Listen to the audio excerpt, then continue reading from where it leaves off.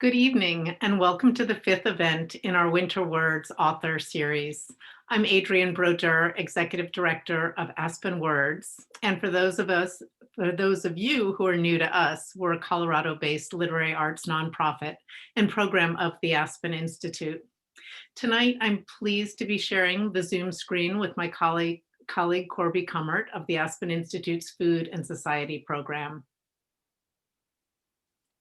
And I am thrilled to be hosting a program with Adrienne, who is an incredibly gifted writer in her own right and has not authorized me to show her wonderful book, Wild Game, a completely terrific memoir that has beautiful food writing in it, even though it's not technically food writing.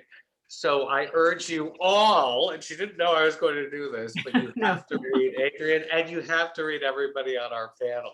So I'm delighted to be here to represent Food and Society, which brings together public health leaders, policymakers, researchers, farmers, chefs, food makers, and entrepreneurs to find practical solutions to food system challenges and inequities.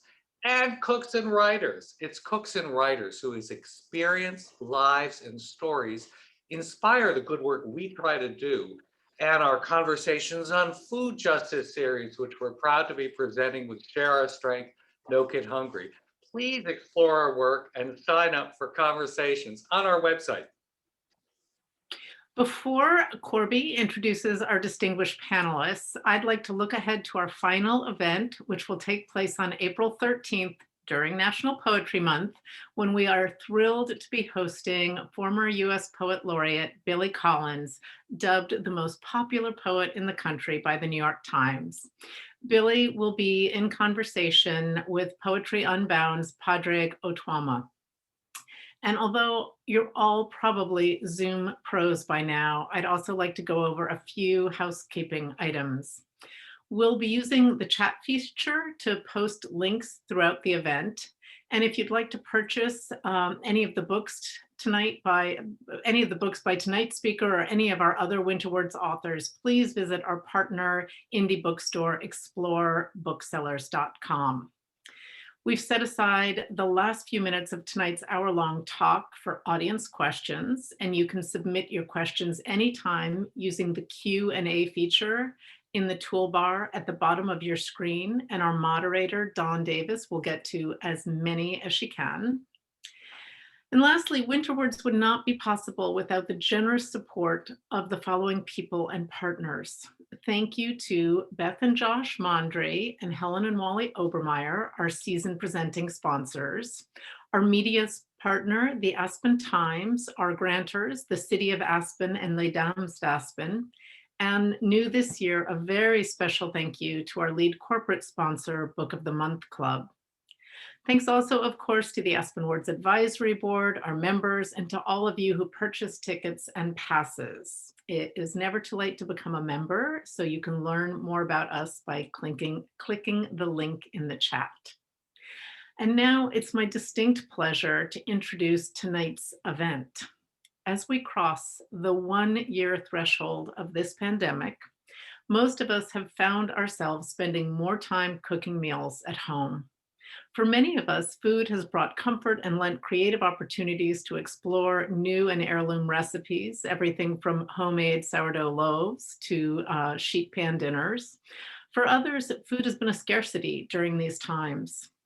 The panel we'll hear from tonight is made up of not only fabulous cooks, but also accomplished writers who understand the power of compelling food writing.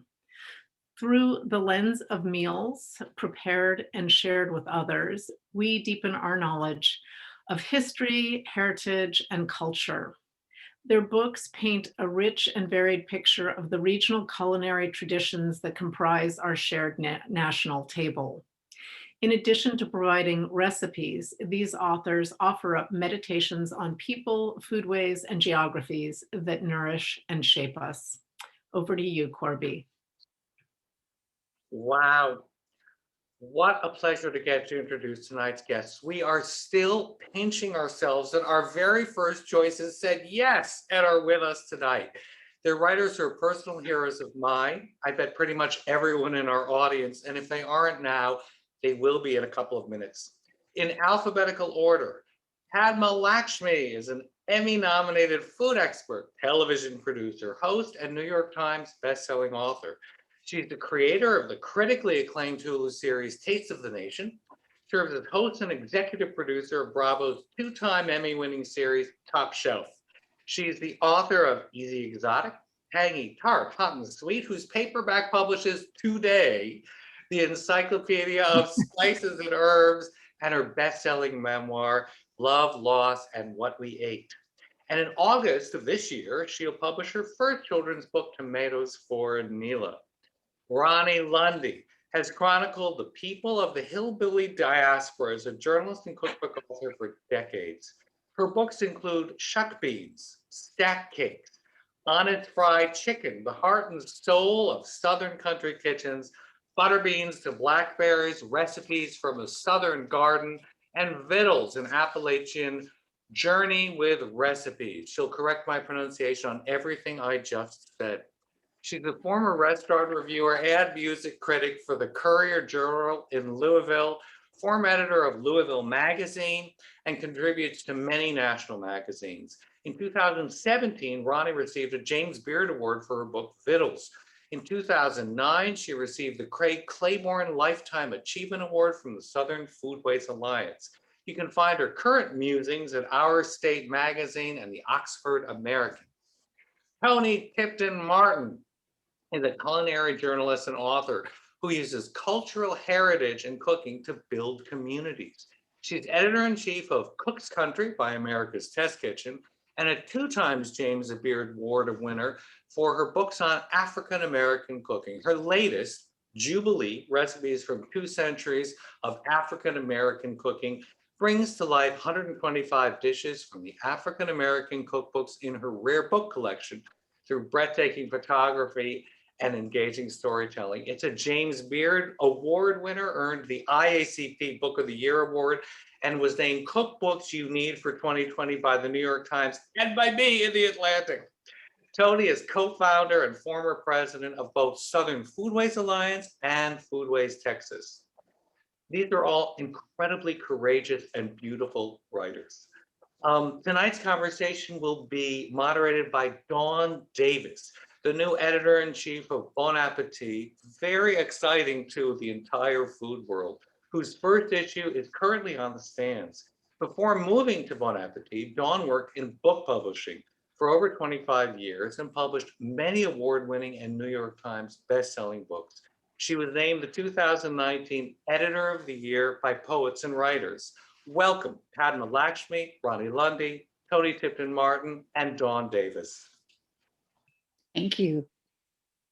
Thank you, Corby, for that generous introduction. And it's so wonderful to be here with my colleagues. I have to say, Padma, Francine Prose calls your book finely written. Ronni, I found a musicality and lyricism to your writing. And if I were still a book editor, I would see if you wanted to write a novel about the people of the Appalachia. And Toni, every time I go on Instagram, I go for a minute and I stay immersed for so long in the stories that you write, giving dignity to our ancestors whose stories were lost. So I appreciate you all. Adrienne knows I love her book, Wild Game. In fact, I had to call her as I was reading it on vacation, walking through a resort, and just tripped right over a fence and fell into the bushes because I was so entranced by her story. So I love that I am here with writers, and let's just jump right into it. Ronni, I'm going to quote your words because they're so beautiful. You say this book covers the foodways and peoples of Southern Appalachian mountains. To write this book, you had to zigzag through various switchbacks, drive through hollers and ridge lines. Your journey took you over 4,000 miles and covered Kentucky, West Virginia, Southern Ohio, Northern Georgia, Tennessee, Virginia, and North Carolina. Did one region within the region particularly stand out, or is there one voice that is particularly memorable when you kind of in your mind keep coming back to one story, one person? Wow, that's a hard question. It's a hard question in part because part of the revelation for me in making those trips and in driving to so many places and speaking to so many people was experiencing firsthand the diversity of the region. And so I mentioned just a little bit before that I'm sitting here in the Blue Ridge Mountains now, but I was born in the Cumberland Mountains. And even though they run together, they are so different in feel and emotion. Even your sense, this feels more expansive here.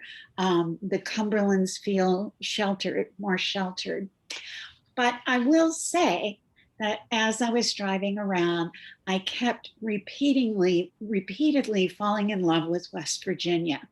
And it's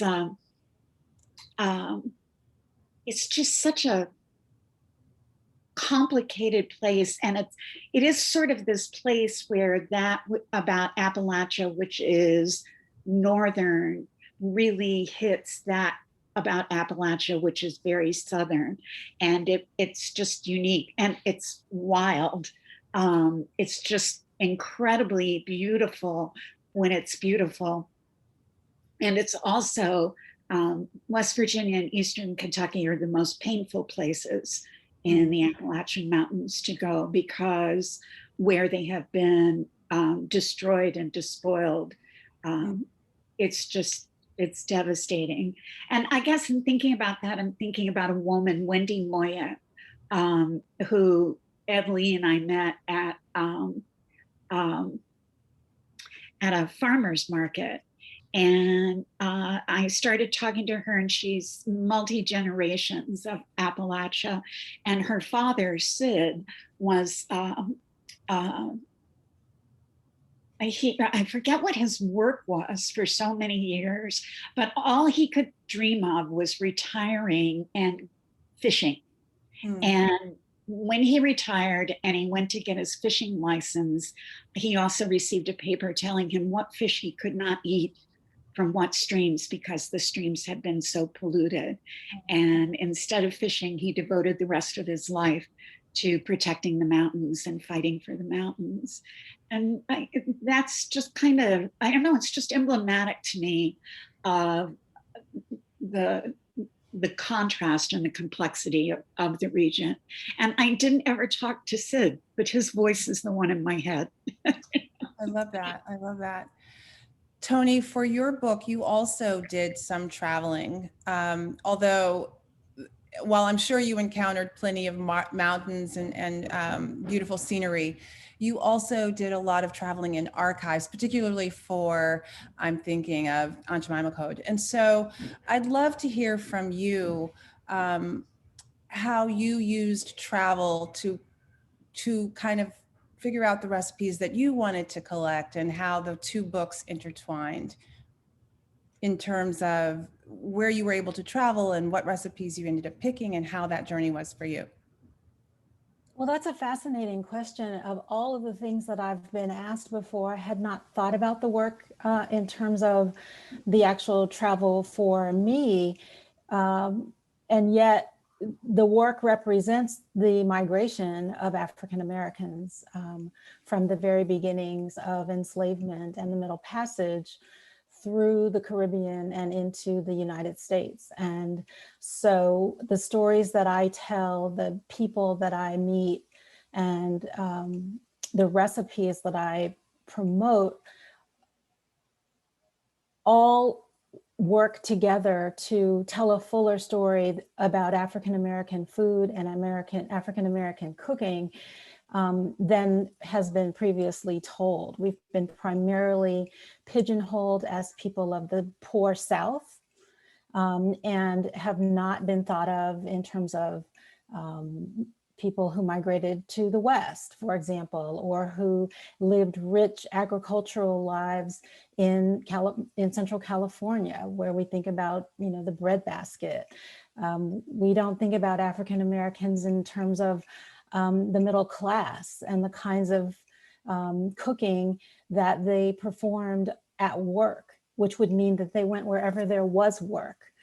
And so my book centers a lot on the Northeast and what we would call the Upper South, But it also focuses quite a bit on the West because I'm from Los Angeles.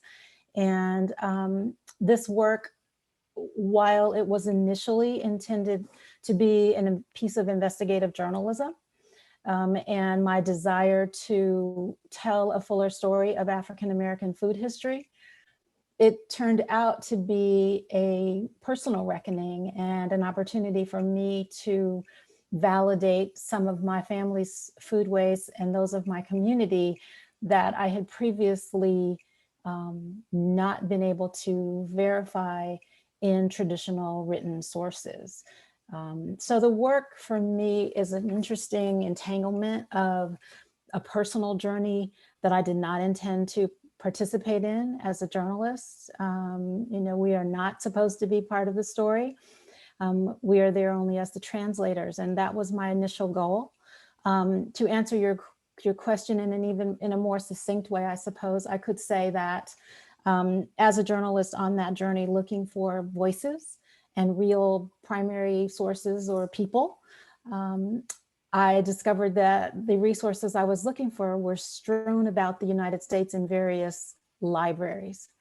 And I could not access these cookbooks that I wanted to research because they were in special collections, archives on university campuses, primarily all around the country. And one day I had the wild hair that maybe I should just buy them. And then I would have access to them and thus have the voices there with me all of the time. And so what would have been a true travel piece with me having to go to every library in the country meant that I brought the cooks and the authors into my home where I keep them under lock and key. We can't hear you. Sorry, I had to mute myself because of my teen voice, and the stories and the history that you bring along is beautiful. Padma, I want to turn to you and talk to us. You grew up, really, you've lived in various parts of the world, and to some extent, this is also, the recipes come from all over the world. Your memoir is beautiful. It's also a collection of your travel history as well. To some degree, it's more your kind of psychological journey. But tell us how you picked the recipes that you picked to kind of round out each chapter, because they pull from different aspects of your life. In the memoir, you mean specifically? Yes. You know, it's funny, I think the book was not intended to be a memoir. It was always intended to be very personal, as most of or all of my work is, but it was intended to be a healthy eating book, and using the very specific details of my life at different stages of my life to illustrate different points and philosophies that I have about food. I just was so sick of people asking me what I ate, off of Top Chef. And then I was also sick of seeing all these diets, these ridiculous diets where they say everybody has to eat nothing but this or that, or certainly not those things, and only these other things. And that just didn't jive with any of my experience, certainly, but also any of the people that I respected in food, who really understood that the more you eat of all kinds of foods, and depending on the stage of life you're in, you need different things. So that's how the book evolved initially. And then in the writing of it, I found myself much more drawn to the memoir part and much less to the scientific part or the recipe. There's a whole computer file of recipes that I still have that have never seen the light of day that was supposed to go into this book. But once it transitioned into a memoir, I only allowed for very, very simple, integral recipes that were important to me emotionally or culturally for whatever reason. So all of the recipes that are in there, and there's only, I think, half a dozen, are very, very important to the forming of my palate, from very traditional South Indian comfort food, which is called curds and rice, or yogurt and rice with fresh curry leaves and mustard seeds and things like that, to then later, a chutney, and then later as I'm caring for my lover who died of brain cancer in the final stages of his life. I made this applesauce, and it was also not for him, but for my child, who, as he was ending his life and diminishing in health, my infant daughter was sort of, you know, embracing life. And it was very moving for me to experience these two very extreme life experiences by the people who were pretty much sleeping on the other side of the bed with me. And so all of the recipes have, you know, they're not very complicated recipes. They're certainly not groundbreaking, but they're very important to me, and they're very important to the story that I'm trying to tell within the memoir, and the bigger ethos, to illustrate the bigger ethos that, to me, you know, so much of what we see about food reporting or food media, including television shows like Top Chef, by the way, are very analytical or demonstrational, or, you know, sort of dissected in some way or rarefied. But for most of us who walk this planet, food is very emotional. It has a resonance way beyond sustenance or pleasing our palate, or you know, giving our bodies nutrition. And so the recipes that are there are indicative of my totem of recipes in my life that have some meaning. They're not, you know, they're not particularly, you know, extraordinary recipes, but for a lot of Indian, South Indian especially, but Indian people, these recipes are totems, and they're the kind of things that you seldom see in restaurants or on restaurant menus. I just, in the March issue, I actually have Maya Harris talking about yogurt and rice as a source of comfort food, that she would come home from school and her mom would have a bowl ready for her. So I love hearing that. I want to talk about, Dani Shapiro has this wonderful podcast called Family Secrets, and she always asks her guests to tell me about the landscape of your childhood and how that informed the work that you do. It seems to me, for Ronni and Toni, there is a sense of restoring dignity to a culture and a foodways that may not always have the respect it deserves on popular culture, or people who don't dig too deep. And I'm wondering if there was anything from your childhood, and I know you talk about it in your book, but I'd love for you to talk to our audience about any seeds that came forth that made this work so essential for you. I don't think I could do the work that I do in food if I hadn't lived the particular life straddling two cultures growing up as I did. So I mostly grew up in America, but I was born in India, and I spent 3 months out of every 12 in India, you know, from June to September. I was raised by a single mother, and she didn't want me to lose my roots, but beyond that, I think she also just needed a break, frankly speaking. And so I spent every year in South India, in Madras, which is now called Chennai. But then I had such different upbringings when I was there in the summer. You know, we lived 8 or 10 people at any given moment in a 2-bedroom apartment. But when I came to America for the school year, I lived with my mother in a studio apartment, first here in New York City, and then later in a suburb of Los Angeles where I went to high school.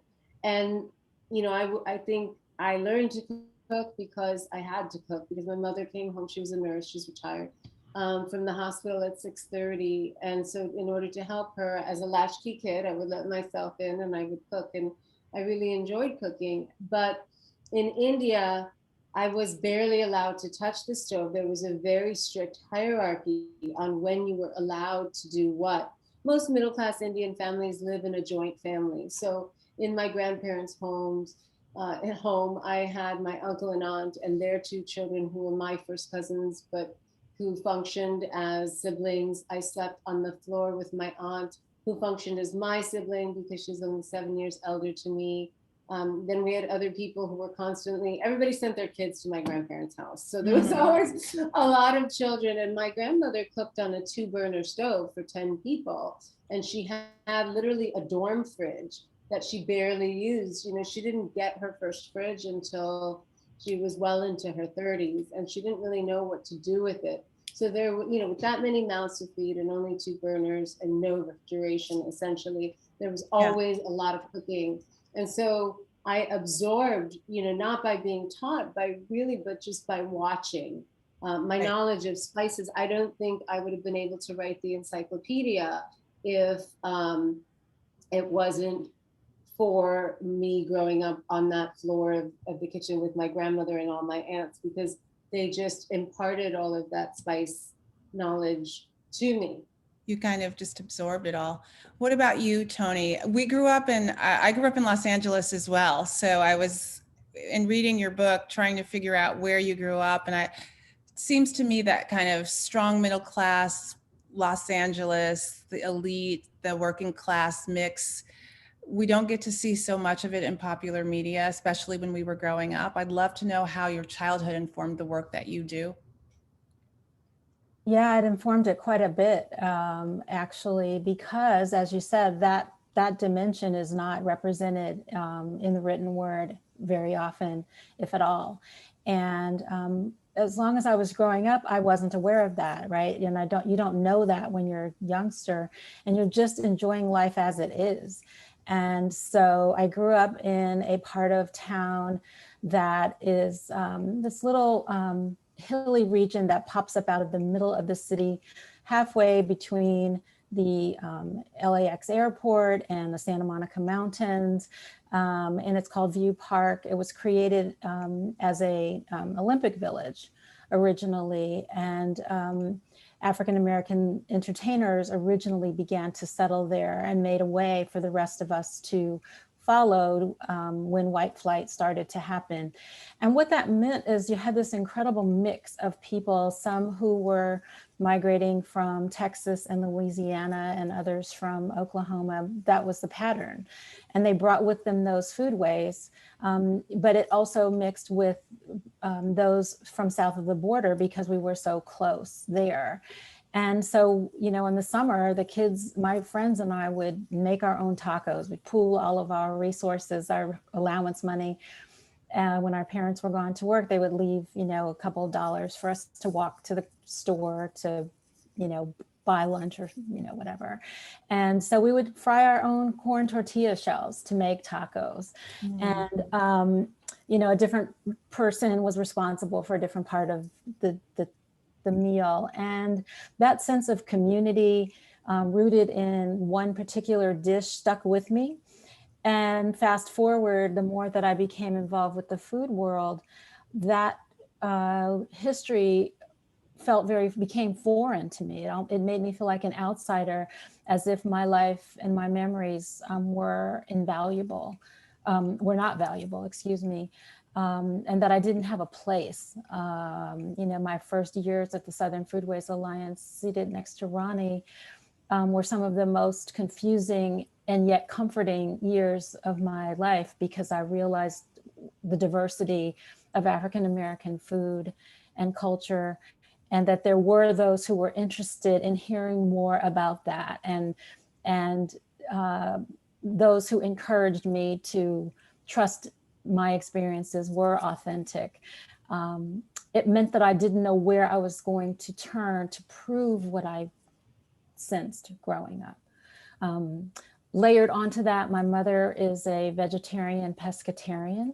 And so in this community, in this beautiful hilly region with a panoramic view of the city, she had one of the first urban gardens. It was really like a farm where I grew up, and she converted the entire backyard to growing fresh produce. And so there was always fresh vegetables around. And so again, my own experience was running into this idea that African Americans should only be known for cooking from the soul canon, meaning foods that were rooted in the slave cabin and poverty, and not people who ate healthy. Even within the soul canon, that is the beginning of the garden to table movement, right? Those were people that were eating fresh vegetables, as I'm certain Ronni will speak to. And yet when we described it as soul, somehow all of that messaging got lost. So, my experience was diverse, even within a single community of African Americans, there was diversity. We did have neighbors who were from the Deep South who made chitlins. Yeah. But Ruth Reichel was the first one to implore me to investigate that history and understand that my background mattered and it was valuable. Oh, I love that. I love that. I grew up not too far from there and have friends that I would visit there that I went to school with, kindergarten through 12th grade. What about you, Ronni? The landscape of your childhood, to borrow a phrase from Dani Shapiro. That's a beautiful phrase, and I'm going to mess it up. Instead of talking about the physical landscape, to say that the landscape of my childhood was this round oak table that I could, that I sat under and then could see and sat at, and it had 2 leaves that could be put into it, so it could be extended. And then there were always other places to sit. And all this leads me to struggling for a while when I first started to travel around and meet people from other places, and they would ask what my religion was. And we were not churchy people, we were not church people.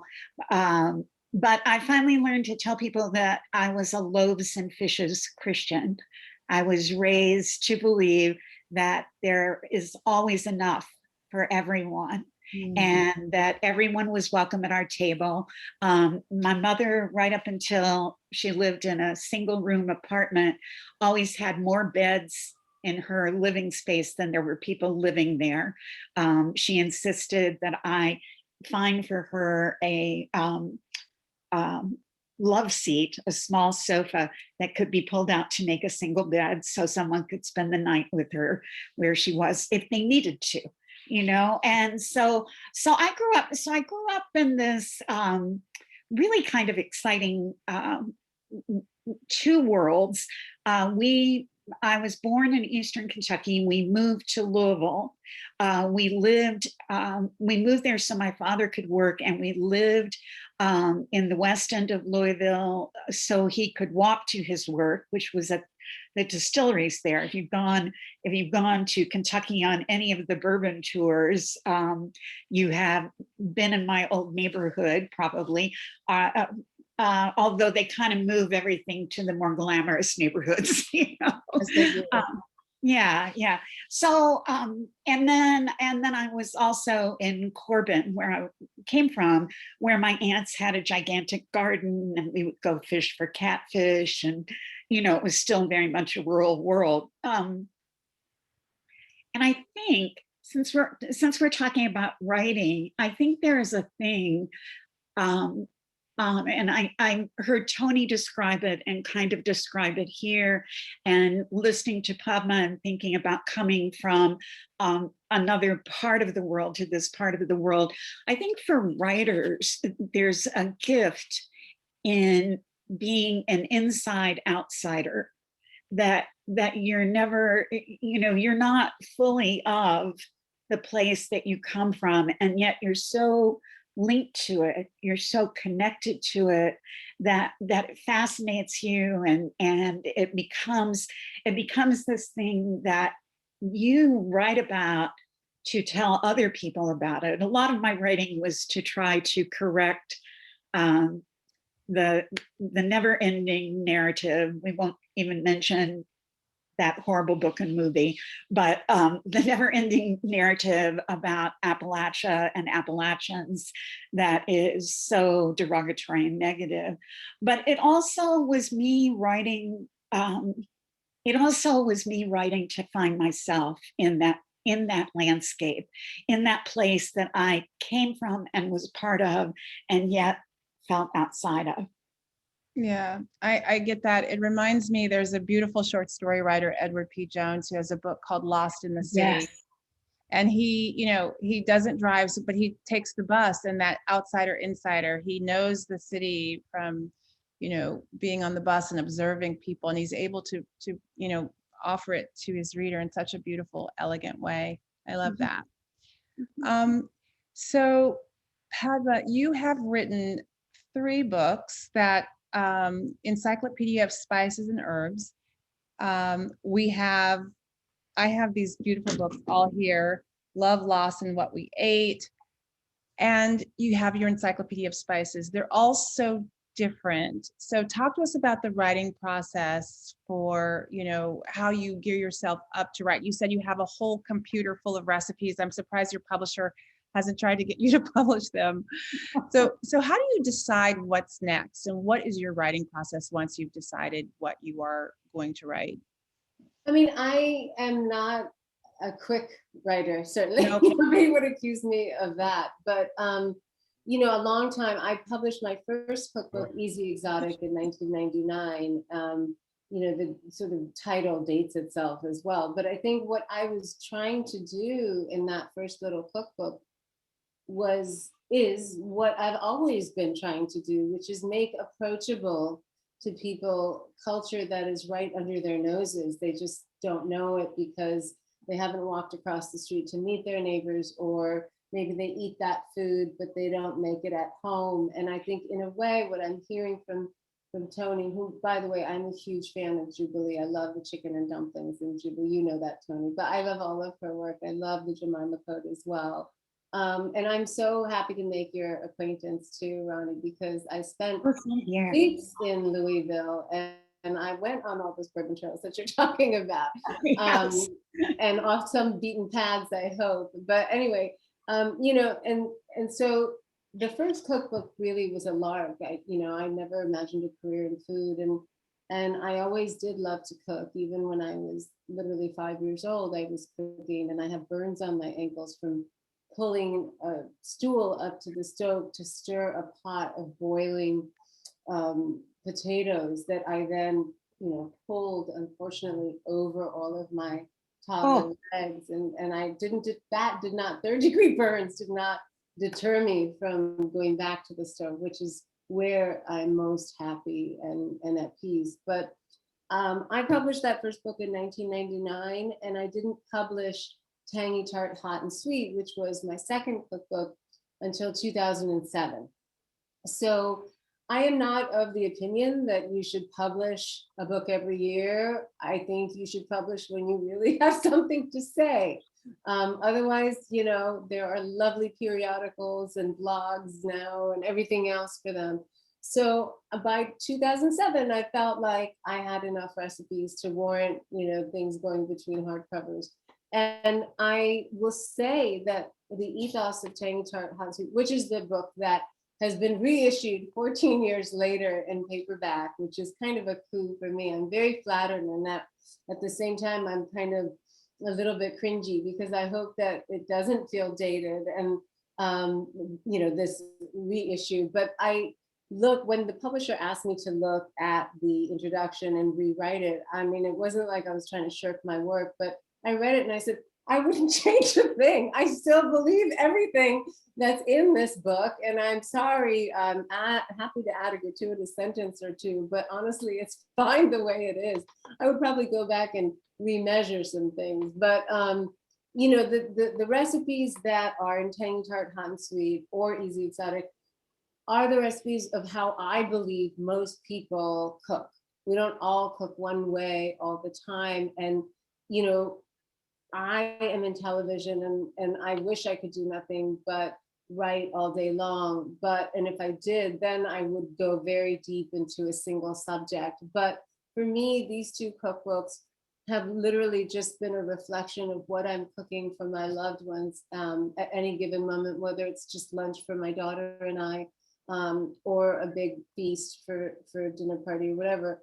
I have led a very particular life. I spent most of my 20s in Italy, some in France, and then again, as I said, my earlier life flitting between the two. And because of my work originally as a model after college, I was fortunate enough to be able to travel to places that I wouldn't have ever had the resources to do otherwise.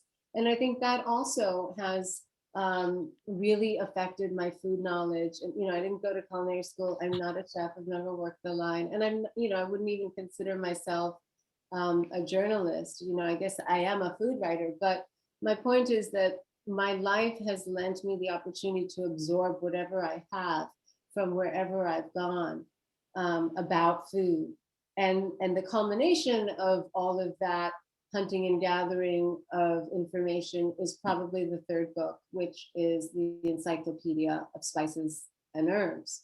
The memoir, like I said, it was supposed to be a hybrid book, but it just turned into a memoir, as has most of my other writing has been. You know, like I used to be a syndicated columnist for the New York Times, and I wrote for Harper's, but those were always, you know, short form pieces about food or fashion or film. And so I don't know when I think the answer, shorter winded answer to your question is, I know I need another cookbook when I've gotten enough recipes that I feel are valid, that are different, that haven't been published before in another form, you know?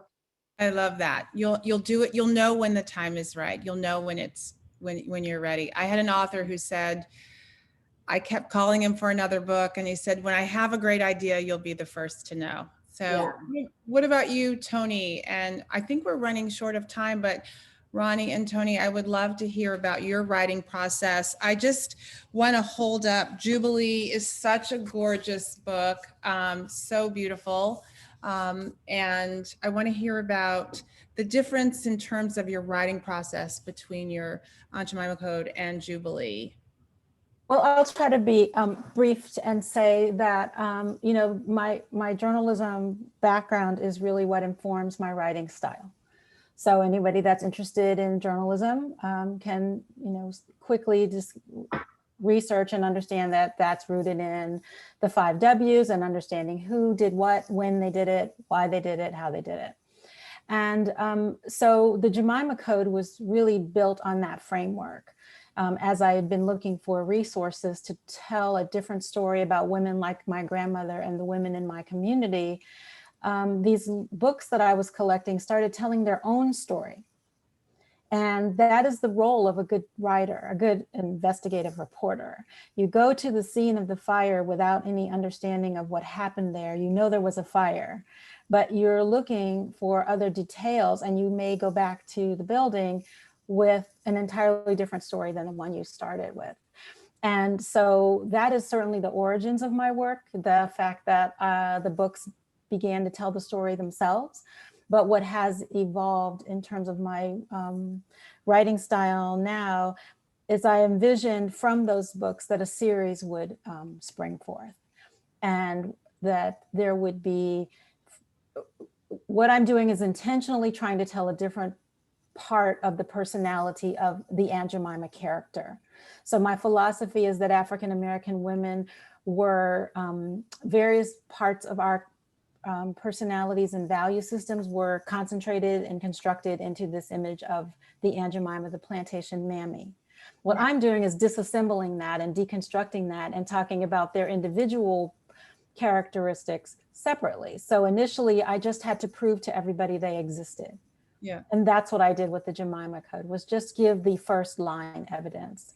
Jubilee is an effort to restore their reputations as excellent cooks and give them the dignity back for the work that they created. The next series of books will be single subject, so that we can dig deeper into each one of their characteristics and look at what they have accomplished in the kitchen. And what I thought was going to be the last book in the series was a memoir that would look at my emotional connection to these women, the way that I have described them saving my life, the important roles that they bear for me. But before America's Test Kitchen and Cook's Country, at about the same time, I signed a contract to do all of those at one time. So I don't know what is going to happen to me.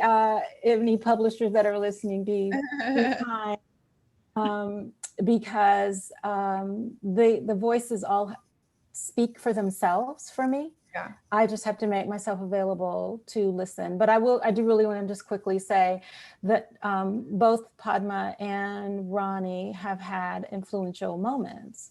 Ronni knows hers because we've spent so much time together in those early years at SFA, sharing resources about writing and women finding their voices in a world that tries to silence us.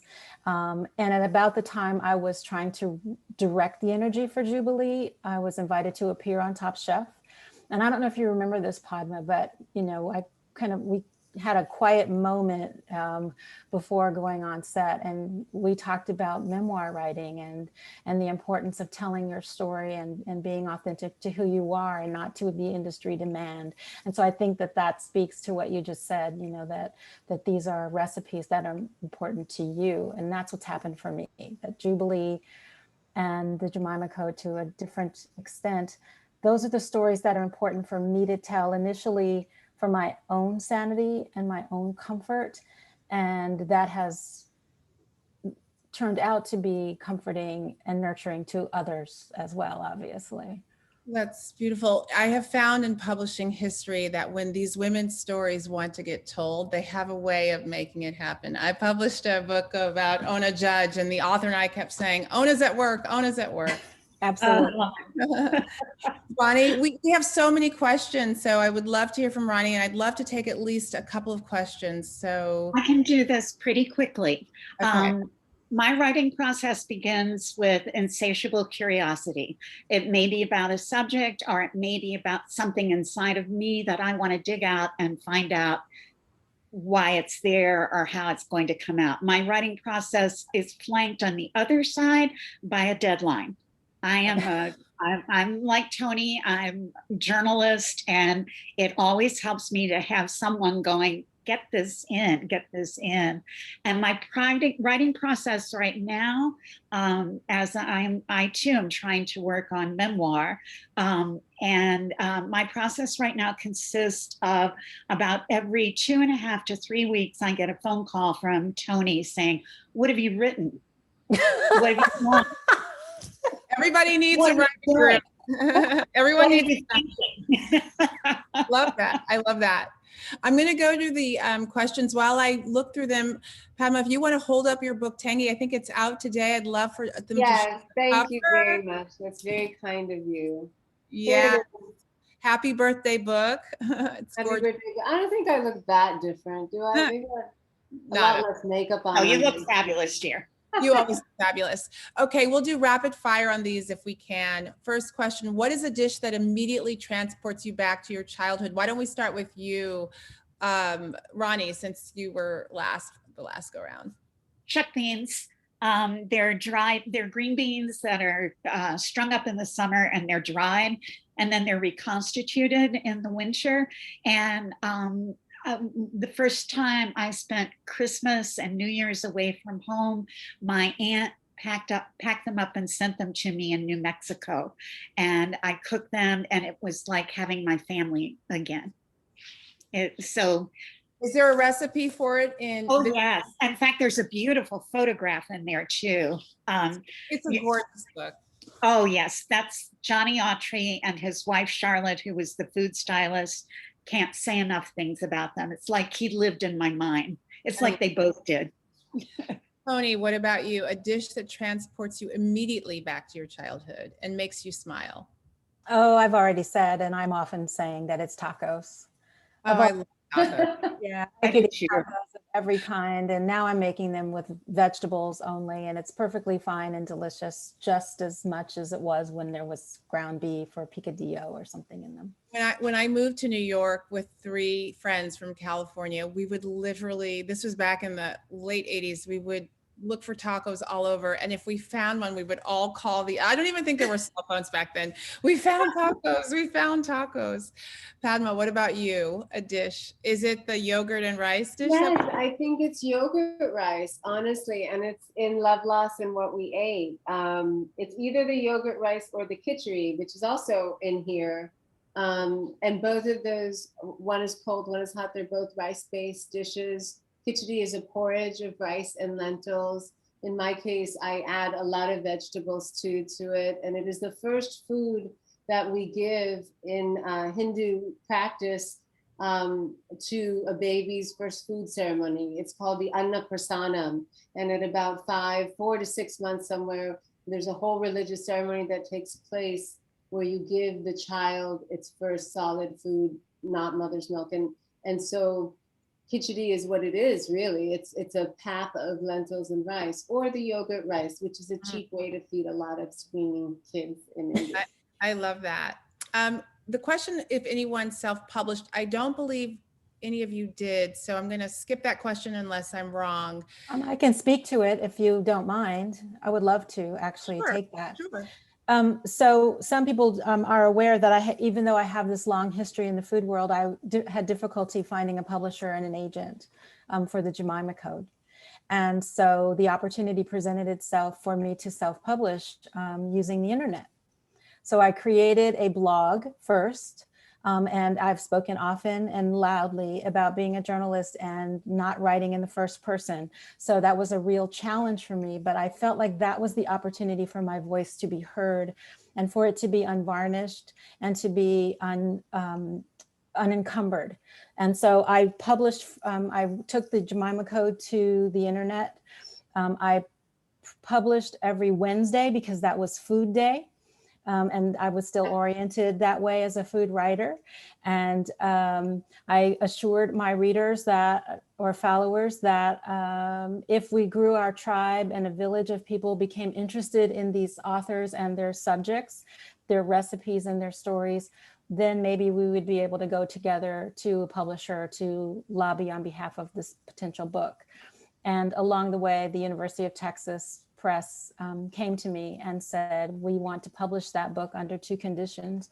One, we want you to make it a gorgeous coffee table book, which was my original, in the way I envisioned it, something like I Dream a World. Remember that? Yes. That was the book that I really wanted initially for the Jemima Code. But their second condition was that I not change the title. They were not afraid of the title. And I just want to say this last thing about that blog. Anyone that goes to it now, it's been dormant for many years since the Jemima Code was published. But what I want people to notice, that the summary of everything I've tried to accomplish with this work, you can see it in the logoing for that blog. It is the picture, it is a head of an African-American woman tied in a bandana, but there is no face. And that's because we all take our own experiences with these women historically, and we filter them through our own experiences. But the part that we all can relate to, the part that is there, is her brain, the part that's under that bandana. And so that was just such a cool concept that some students created for me. And so that is a way into publishing that I think has happened more and more as people are able to blog and be visible on the internet. And I just want to say that that was the route that initially created this award-winning process for me, even though initially publishers didn't think it was a valuable project. I love that. I love that story. Circuitous, but you got there and you showed them, as they say. That's right. Yes. A question came in. I wonder if anyone would like to comment on Ezra Klein, Mark Bittman podcast on today's New York Times site, specifically as you all travel outside the foodie capitals of the coasts and major cities. Are you finding people more attuned to quality ingredients and more sustainably produced food? Sure. I mean, I think everybody who knows anything about food should be open to that. You know, it's sort of a no-brainer. I mean, Toni earlier talked about how, you know, African-American culture, especially in certain parts of the, so I'm sorry, my dog is just having a field day back here. But she, you know, sort of talked about the original farm to table. And, you know, that is really true. I mean, there has been a tradition of that since people have cultivated the land. And as we know, in many parts of the country, those who were cultivating the land were West African descendants. And, you know, I learned so much when I did the Gullah Geechee episode of Taste the Nation. And I had to, because I was terrified of getting it wrong as someone not from there, someone who's not African American. And also because I had never, I mean, I had seen Toni's work, obviously, and I, you know, had read other people's work, but I had never really seen it in mainstream programming. And I was interested in it. And I found myself robbed of that education, which I should have had as a product of the American public school system. And I found it fascinating. And so, you know, this idea of farm to table as being this sort of nouveau riche, yuppie, very late coming phenomenon is a lie. It's what people did out of necessity in 100 ways, you know, in all the different parts of this country, either in the African American community or in indigenous communities also, and in border towns as well. You know, I think more than people being amenable to it, I would phrase it as they're waking up to what has always been here, and that those practices are not only better for us, but better for sustaining the environment and leaving the land in better shape for our grandchildren and beyond. You know, all of these things like beans and peanuts and things that were traditionally farmed, also enriching the soil versus just depleting and depleting. So to me, the farm to table, you know, like Thanksgiving from the indigenous people, has been robbed in a way and gentrified and repackaged. But the true farm to table has always been here. And I hope more people approach it just as a way of life and as a daily betterment of how we gain sustenance, not just as something that's a she movement now because people can afford it. Well, we have so many more questions. I'm afraid we are out of time. One of the last questions is, will Dawn ask people to contribute to Bon Appetit, my panelists? And the obvious answer is yes. You're also riveting. Your stories are also great. I know it's not possible. Toni's got her own magazine, and you know, everyone's busy working on their cookbooks, but I'd love to continue this conversation Give me a deadline. Yes, I find deadlines very helpful as well. To a deadline. I had an author who was fretting about a deadline, and I said, oh my goodness, in my 2 decades of doing this, I've only met 2 other people who fret about deadlines. So good on you, Ronni. No. It's the stick, right? I do find journalists are naturally very good at observing deadlines. So yeah, some of us get shakier. You know, the first time you go into book world and somebody says, oh, don't worry about it, just turn it in next month, you kind of go into shock because there's no next 5 minutes in journalism. I know. I don't know. No one is cutting me off. So one question that also came up is the era of the food memoir over? I hope not. I hope not. I want to address this for a second because I know this is your thing. Well, right. There are infinite numbers of stories, and there are incredible stories that haven't been told. You know, just amazing stories that are stories of strife, but also stories that are textured, really finely textured. So the food memoir isn't over any more than eating is over. You know, food is a way into telling our stories. I will say that maybe the era of, I don't want to hurt anyone's feelings, particularly one of our dear host here, but the era of hearing what white men think about food, it's not exactly over, but you know, it can take a little pause for a while and let these other voices come in. Let us come in. Toni, when you were talking, the word that came into my head was unmediated, that one of the things for us as women writing memoir is to learn how to unmediate our voice to make it acceptable, and instead to allow it full range to make it real. And so in my era, I'm a little bit older than everyone else here. In my era, there was always a guy over here in my head saying, tone it down. nobody can hear you when you are that excited or that upset or that loud.